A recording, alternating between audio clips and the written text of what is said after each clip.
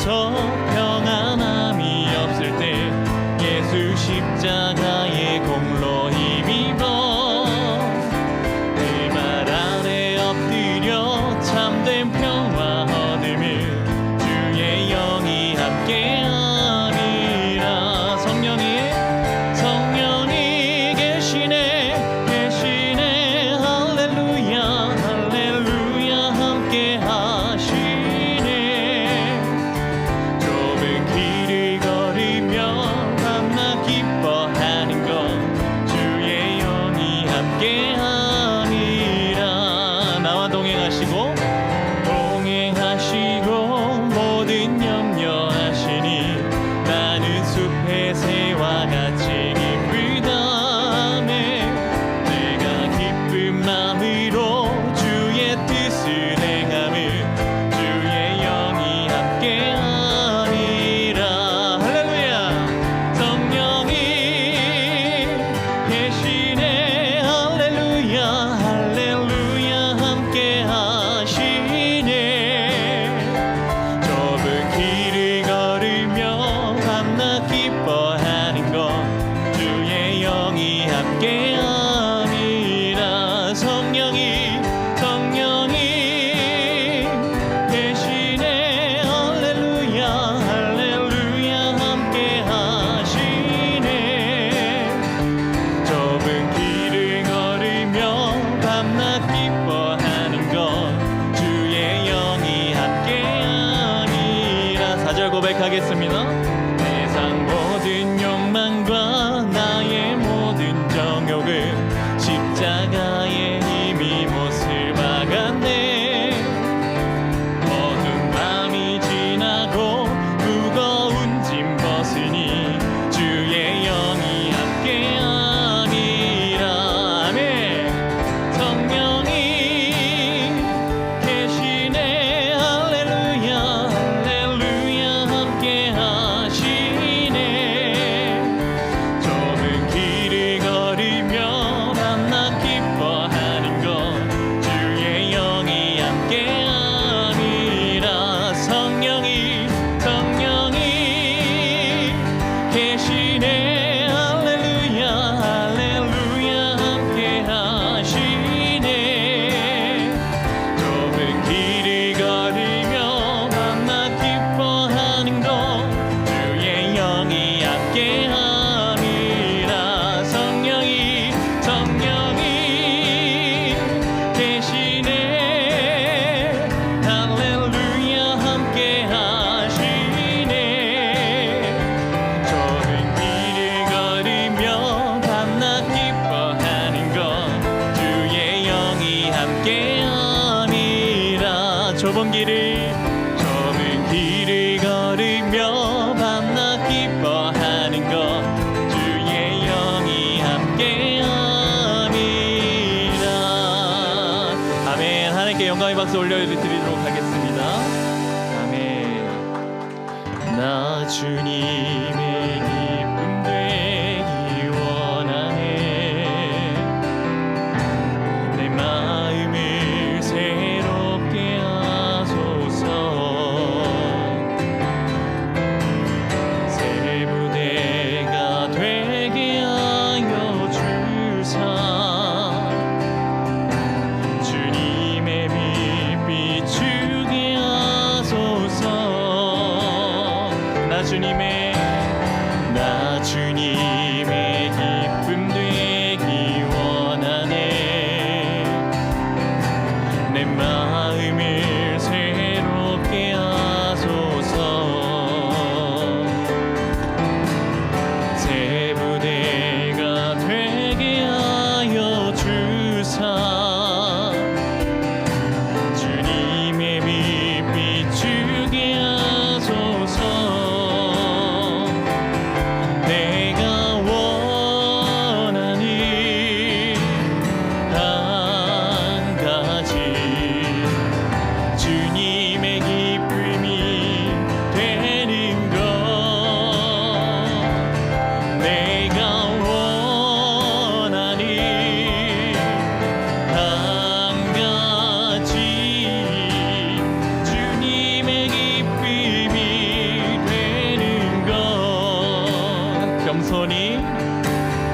겸손히 내 마음 드립니다. 나의 모든 것 받으소서. 나의 마음 깨끗이 씻어주사 주의 길로 향하게 하소서. 아멘. 내가 원하는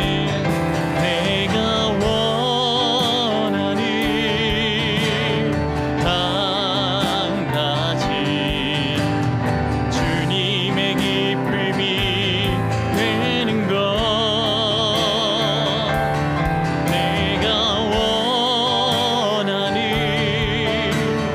한 가지 주님의 기쁨이 되는 것. 아멘. 한 번 더요. 내가 원하는 한 가지 주님의 기쁨이 되는 것. 아멘. 내가 원하는 한 가지 주님의 기쁨이 되는 것. 내가 원하는 한 가지 주님의 기쁨이 되는 것. 내가 원하는 한 가지 주님의 기쁨이 되는 것. 아멘. 하나님, 우리 동서울광양교회가 주님의 기쁨이 되기를 소원합니다. 하나님, 우리의 부족함 아시지요, 연약함 아시지요. 그러나 성령 하나님께서 우리와 함께 하시니 우리가 부족함이 없음을 우리의 입술로 고백합니다. 아버지, 이 시간 우리들의 마음 어루만져 주시고 성령 충만케 하여 주시고 하나님, 이 예배 하나님 한 분만 영광 받길 소원합니다. 우리 함께 기도하며 나아가시겠습니다. 기도하겠습니다. 사랑의 하나님, 감사합니다. 세례 요한이 이제 세례를 베풀고 있을 때 제자들에게 세례 요한이 늘 가르친 게 뭐냐면 회개하라, 천국에 가까웠느니라 하면서 예수님에 대해서 가르쳤습니다. 세례 요한을 잘 따르던 제자들이 있는데 오늘 본문에 보니까 그 제자들 가운데 2명이 세례 요한과 함께 있다가 예수님이 오시는 걸 보고 세례 요한이 하나님의 어린 양이로다 하는 이야기를 듣고 제자들이 세례 요한을 떠나서 예수님에게로 갑니다. 어떻게 보면 오늘날 우리 관점으로 보면 자기 지도자를 잘 따르던 사람이 갑자기 다른 사람을 쫓아간다 이렇게 생각할 수 있지만 세례 요한을 가장 잘 따르던 사람은 예수님에게 갈 수밖에 없습니다. 성경이 뭐라고 말하냐면요, 2 제자가 그의 말을 듣고 예수를 따르거늘. 누구의 말을 듣고요? 세례 요한의 말을 듣고 예수님을 따르게 된 겁니다. 저는 이 부분이 참 은혜가 됐습니다. 왜냐하면 세례 요한이 가르친 모든 것의 핵심은 세례 요한을 바라보게 한 것이 아니라 누구를 따르게 한 겁니까? 예수님을 따르게 한 겁니다. 그러니까 세례 요한이 열심으로 자기의 온 마음을 다해서 가르치고 한 그 핵심은 예수님을 따르게 한 겁니다. 그래서 저도 마음의 소원이 세례 요한의 이 마음도 저의 마음이었으면 좋겠다. 제가 열심히 설교하고 또 말씀을 가르치고 전도하고 하는 모든 과정 가운데 우리 성도님들 모두가 저를 바라보는 게 아니라 예수님을 바라보게 만들면 그게 제가 제일 잘한 일이다 하는 생각을 해보았습니다. 오늘 여러분도 마찬가지예요. 여러분의 귀한 삶의 모습을 보고 사람들이 여러분을 주목하는 것이 아니라 예수님을 주목하게 하는 복된 삶을 살기를 축복합니다. 세례 요한의 삶의 목적은 내가 드러나고 내가 사람들 앞에 멋있어 보이고 하는 것이 아니라 나를 통해 예수님을 알게 되기를, 나를 통해 예수님을 알게 되기를 바라는 것이 이 세례 요한의 마음이었어요. 조금 전에 우리 청소년 아이들을 축복하면서 그랬잖아요. 하나님의 형상대로 지음받은 당신은 보배롭고 존귀한 사람인데 주님과 동행하는 당신을 통해 온 세상이 예수님을 알게 되길, 우리가 그렇게 찬양으로 축복했습니다. 세례 요한은 잘 살았어요. 제자들이 그를 떠나는 게 세례 요한이 잘 산 거예요. 제자들이 세례 요한 옆에 있다가 예수님에게로 간 것이 세례 요한이 잘한 거예요. 오늘 여러분, 우리의 모든 삶을 통해서 사람들이 나를 통해 예수님을 발견하고 예수께로 나아가는 은혜가 있기를 축복합니다. 그래서 목사로서의 제 마음의 소원은 우리 교회 성도님들 모두가 예수님의 제자가 되는 거예요. 오늘 여러분, 여러분의 삶의 소원도 저와 같기를 축복합니다. 나를 통해서 나의 자녀들이, 나를 통해서 내 배우자가, 나를 통해서 내 가족들이, 친척들이, 이웃들이 예수님을 알게 되는 은혜가 있기를 축복합니다. 세례 요한은 참 잘 살았어요. 그 세례 요한에 따르던 두 제자가 누구냐면, 한 사람은 베드로의 형제 안드레다, 이렇게 이야기를 합니다. 베드로의 형제라고 소개한 거는 이 요한복음이 누구에게 쓰여졌냐면 그 초대교회 당시의 사람들에게 이렇게 쓰여졌는데, 초대교회 당시 사람들은 누구를 잘 알고 있을까요? 베드로를 잘 알고 있죠. 왜냐하면 예루살렘 교회의 리더였으니까. 그래서 소개를 할 때 그냥 안드레라고 소개하지 않고 베드로의 형제 안드레다, 이렇게 소개를 하고 있는 것을 봅니다. 또 한 사람은 누구였을까요? 성경이 분명하게 말하고 있지는 않습니다만 안드레만 소개하고 그 한 사람을 소개하지 않은 걸로 봐서 사람 학자들은 얘기합니다. 요한이었을 것이다.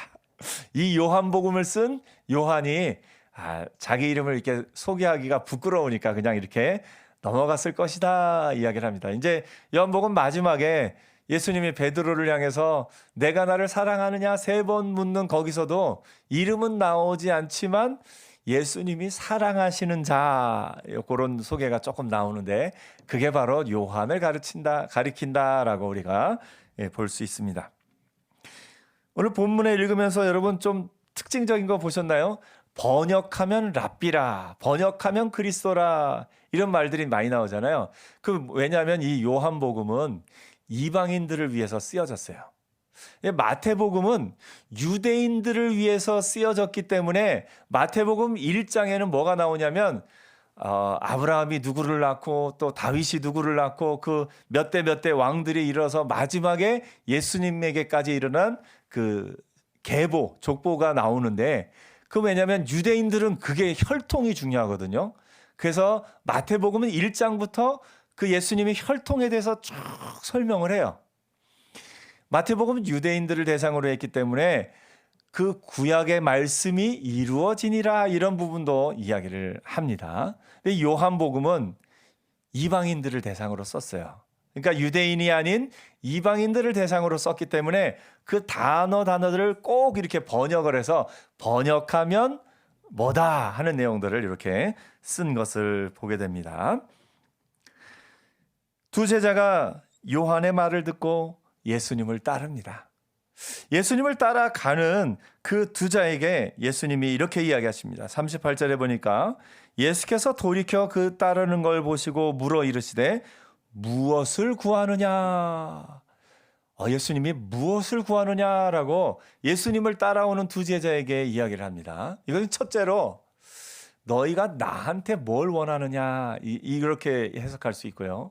두 번째로는 너희는 무엇을 구하며 살고 있느냐, 이 두 가지를 이야기할 수 있습니다. 두 가지가 비슷하면서 조금 더 달라요. 근데 두 번째를 먼저 살펴보겠습니다. 예수님이 무엇을 구하느냐라고 묻는 물음 가운데는 너희는 무엇을 위해서 지금 살고 있느냐. 여러분에게도 한번 물어보겠습니다. 여러분 무엇을 구하며 살고 있습니까? 내가 내 평생 지금 살고 있는 삶이 무엇을 위해서 살아가고 있습니까? 이건 마지막에 지금은 뭐 묘비를 따로 세우지는 않습니다만 뭐 유골함에 글씨를 만약에 새긴다면, 묘비에 글이 새겨진다면 나를 소개하는 한 줄 뭐라고 쓰여졌으면 좋겠습니까? 누구 이 자리에 잠들다, 이렇게 아마 쓰일 텐데요. 책 중에 그런 책들이 있어요. 유명한 사람들의 마지막 유언만 모아놓은 책들이 있어요. 이제 죽음 직전에 한 말들이 뭔가 하면, 이제 뭐 보니까 뭐 좀 재밌는 말들도 많아요. 어떤 희극 배우는 뭐 이제 내 인생의 희극이 막을 내린다, 뭐 이렇게 얘기하는 사람도 있고, 또 어떤 인상적인 그런 이제 작가였던 스탕달이라는 사람은 살고 쓰고 사랑했노라, 이렇게 마지막에 그렇게 얘기했다고 그래요.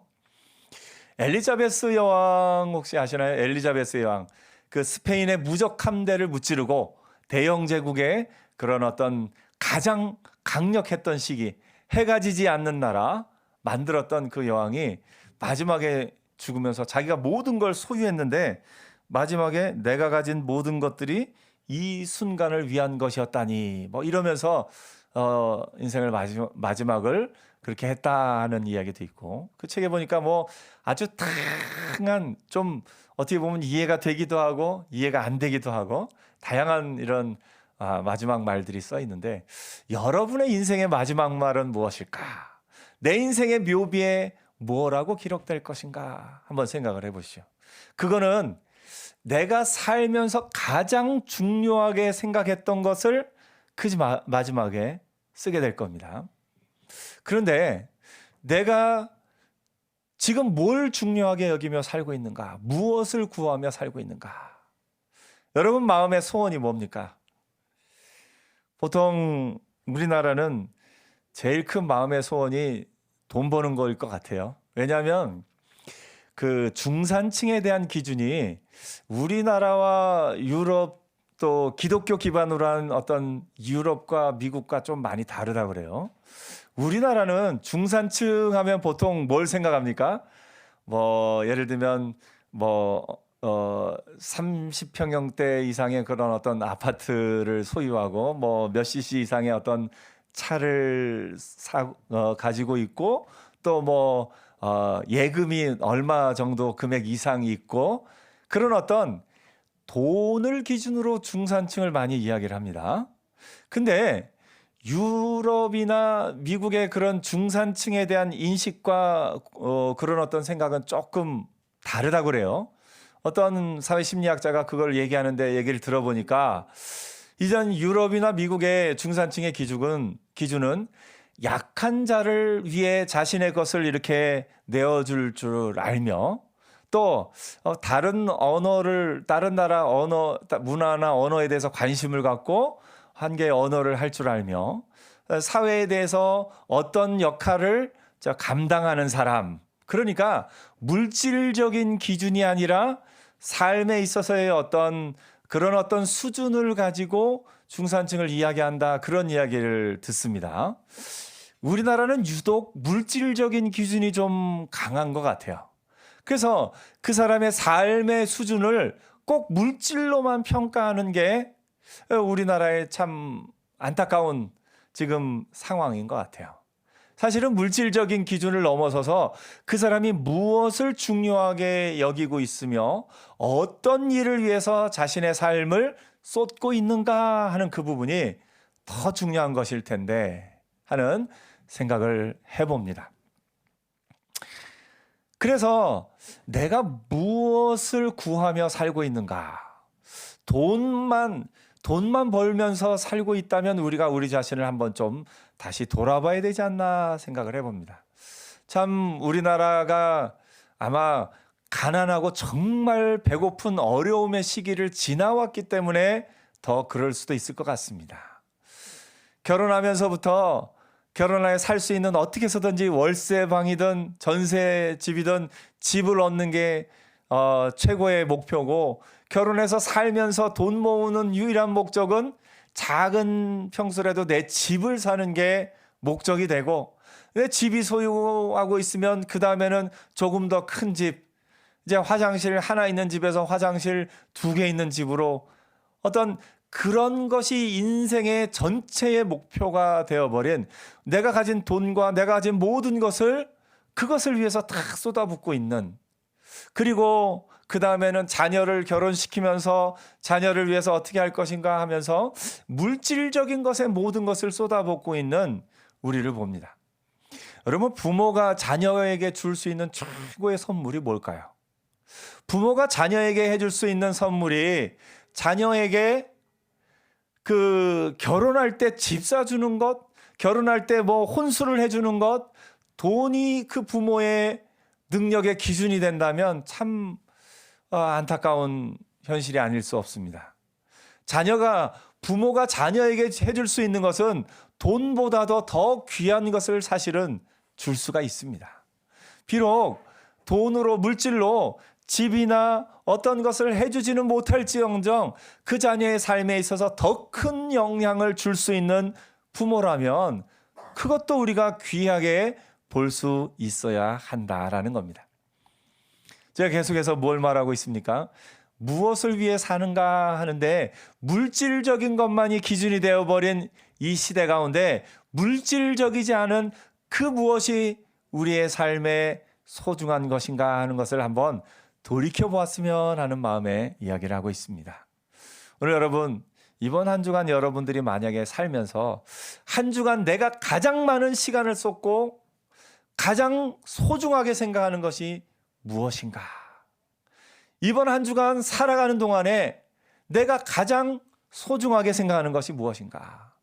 말씀을 읽고 말씀을 듣고 하나님의 뜻을 구하고 하나님의 뜻을 위해서 내가 무엇을 할 것인가 한 번 더 생각하는 것, 그런 것이 우리 삶에 있어야 할 줄 압니다.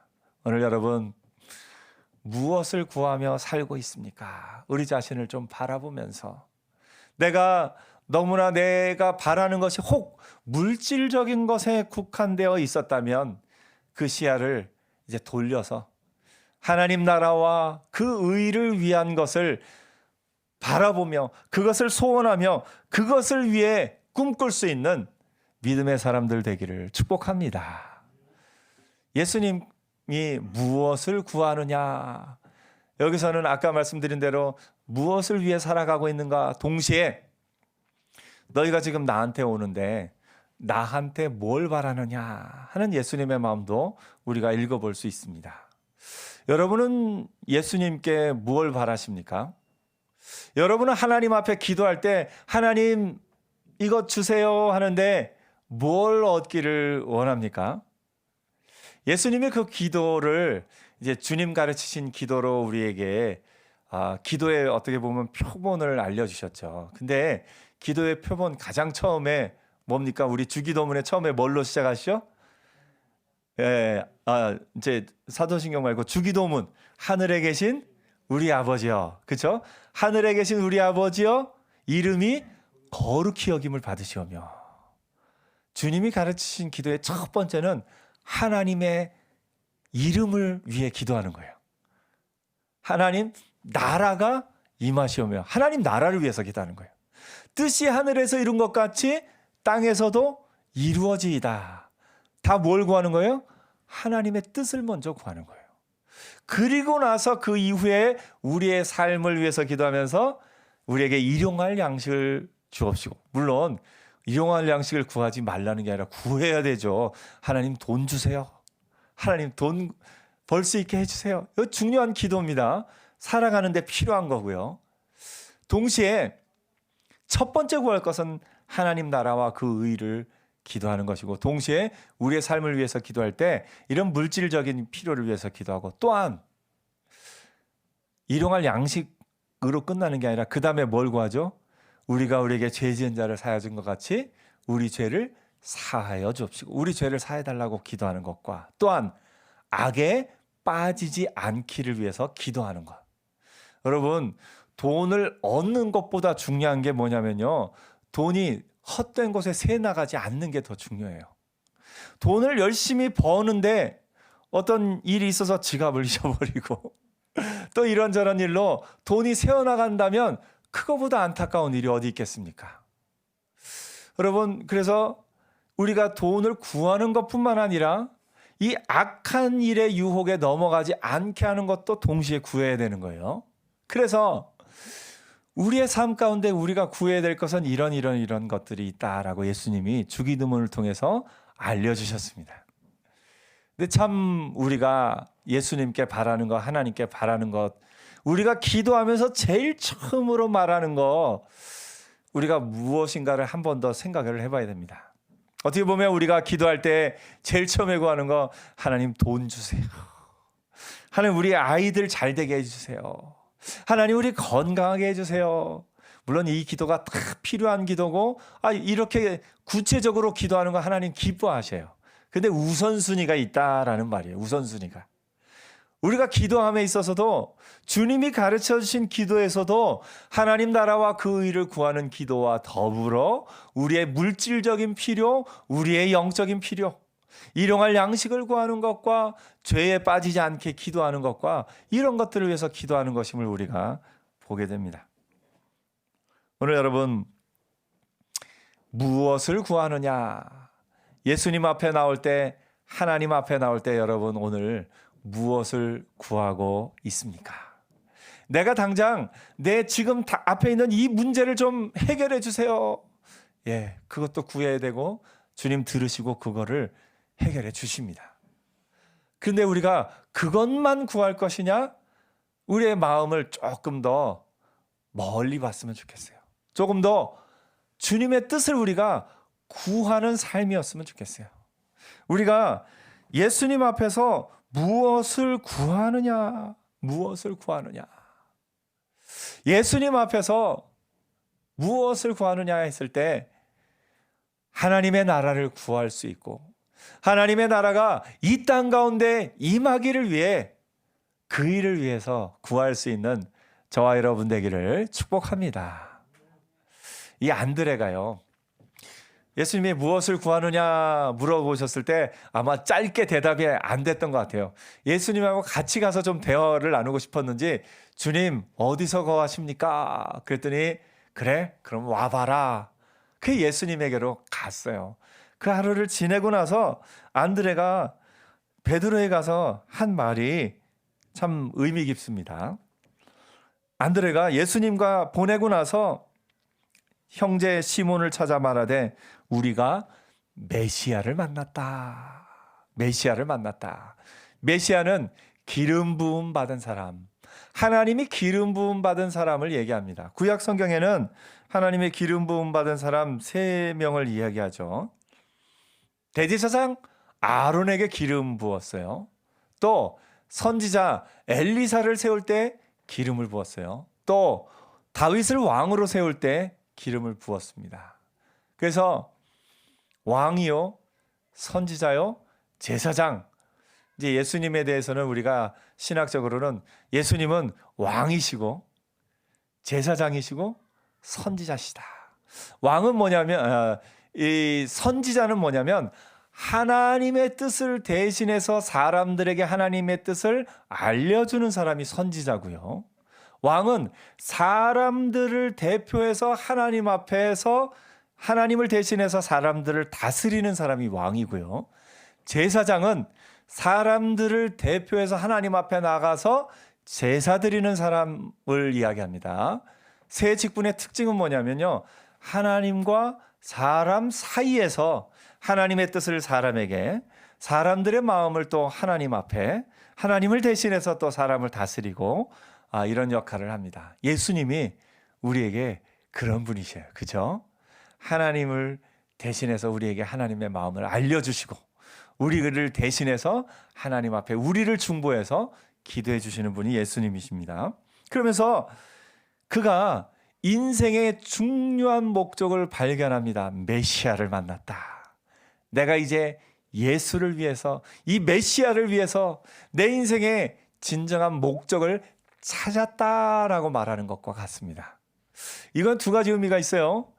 안드레가 그 전부터 메시아, 이 땅에 마지막 날에 하나님이 보내실 그 기름 부음 받은 자, 구원자, 메시아를 기대하고 있었기 때문에 그 메시아를 만났다 하는 말이기도 하고요. 또 하나는 내가 인생에 무엇을 하며 살지를 이제 알았다. 주님이 무엇을 구하느냐 했을 때 안드레는 우리 잘 알듯이 베드로는 뭐 하는 사람이었죠? 물고기 잡는 사람이었죠. 그래서 아마 안드레도 원래 마음의 소원 가운데 그런 것도 있을 수 있어요. 주님, 우리 물고기 좀 많이 잡히게 해주세요. 우리 배 좀 고장 안 나게 해주세요. 날씨 좀 좋게 해주세요. 아마 안드레도 그런 것도 구할 수도 있었을 거예요. 그런데 그가 예수님을 만나고 나서 내 인생의 진짜 목적이 무엇인지를 알았다. 내가 메시아를 만났다. 베드로에게 가서 이야기합니다. 그 후로 베드로와 안드레는 예수님을 쫓아다니면서 예수님이 기뻐하시는 그 일들을 위해서 자신의 삶을 살아갑니다. 오늘 여러분, 메시아이신 예수님을 마음에 온전히 만난 저와 여러분, 그 예수님과의 만남이 우리 삶의 진정한 목적이 되는 은혜가 있기를 축복합니다. 오늘 이 자리에 예배에 나와서 하나님의 말씀을 듣는, 하나님 앞에 예배하기 위해 이 자리에 나온 저와 여러분은 이미 예수님을 만난 사람인 줄 믿습니다.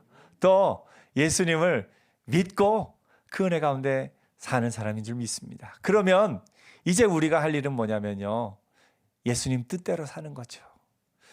하나님 나라를 위해서 사는 겁니다. 하나님 나라를 위해서 사는 우리의 삶의 구체적인 모습은 뭐냐면요, 미워하는 이 세상 가운데 뭐 하면서 살아요? 사랑하며 사는 것. 서로 비판하며 사는 이 세상 가운데 칭찬하며 격려하며 사는 것. 원수를 만들며 사는 이 세상 가운데 용서하며 사는 것. 이것이 하나님 나라를 이 땅 가운데 세워가는 메시아를 만난 사람들의 삶이 되어야 할 겁니다. 불평하며 사는 이 세상 가운데 감사를 말할 줄 아는 능력자로 사는 것. 불순종의 이 시대 가운데 순종의 능력을 지닌 자로 살아가는 것. 그것이 메시아를 만난 우리의 삶의 모습이 되어야 할 줄 압니다. 오늘 여러분, 이번 한 주간 메시아를 만난 자로서, 예수를 믿는 자로서 그 믿음에 합당한 삶을 사는 저와 여러분 되기를 축복합니다. 그래서 뭐 하면서 살아요? 사랑하며 기뻐하며 감사하며 용서하며 찬양하며 하나님의 이름을 높이며 사는 은혜가 있기를 축복합니다. 더 나아가서 요한을 통해 제자들이 예수를 만난 것처럼 여러분을 통해 여러분의 자녀들이, 여러분을 통해 여러분의 배우자가, 여러분을 통해 여러분 친척들이, 특별히 이제 명절이지 않습니까? 명절에 가족들을 만날 때 여러분의 모습을 통해 예수님을 알게 되는 은혜가 있기를 축복합니다. 우리 한번 마음의 소원을 담아 한번 기도해 볼까요? 주님, 저를 통해 주변 사람들이 예수님을 따르게 하옵소서. 아멘. 이게 저의 소원이고, 이게 우리 동서울과 함께 모든 성도님들의 소원이 되는 은혜가 있기를 축복합니다. 기도하겠습니다.